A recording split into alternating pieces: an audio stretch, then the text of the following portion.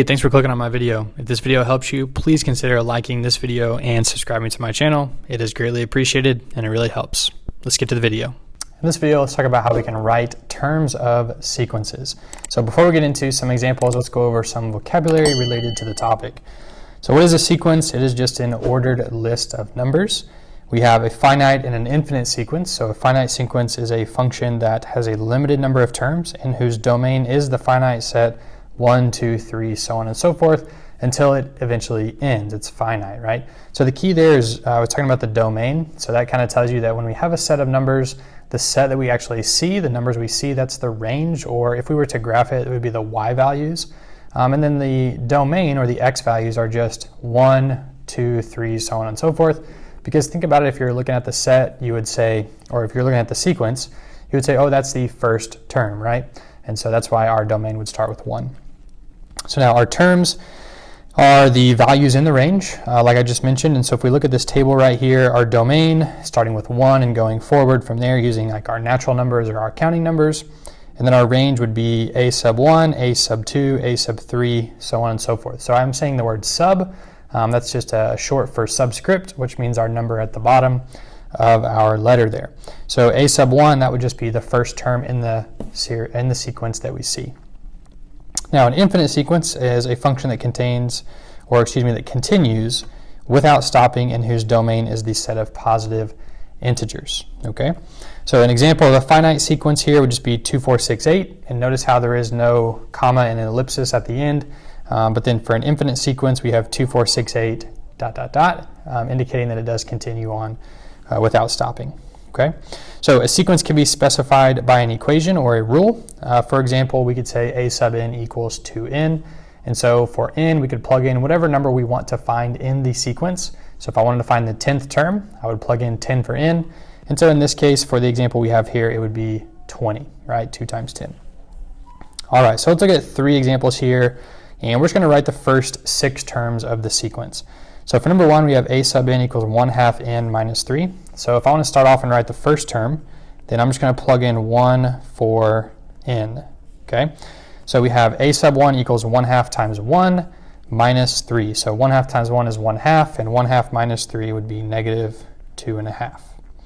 And we can continue this on for the rest of our sequence all the way until we get a sub 6.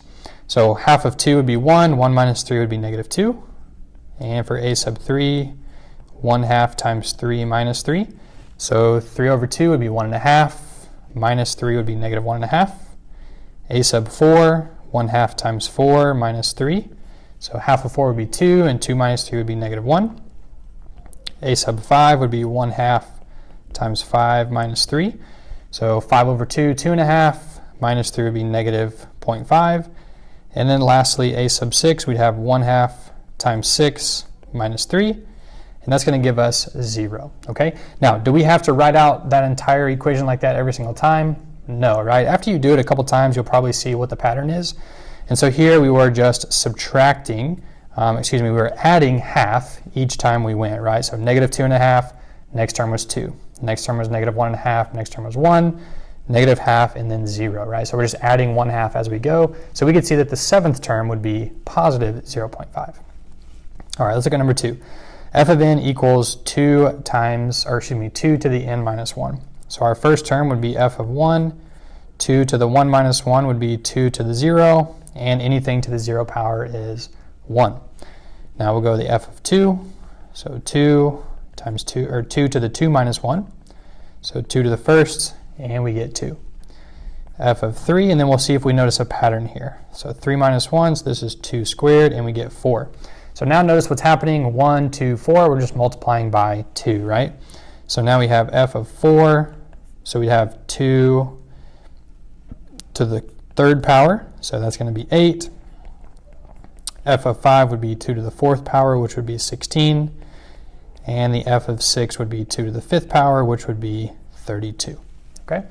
And our last example, a sub n equals n divided by n plus 1. So for our first term, we'd have 1 divided by 1 plus 1, so 1/2. Second term would be 2 over 2 plus 1, which would be 2/3. third term would be 3 over 3 plus 1, which would be 3/4. And notice our pattern here. Our numerator is increasing by 1, and it's starting at 1. And our denominator is increasing by 1, but we're starting at 2. Right? So we would know that our fourth term would be 4/5. Our fifth term would be 5/6. And our sixth term would be 6/7. Okay? And that's how you can write some terms of sequences.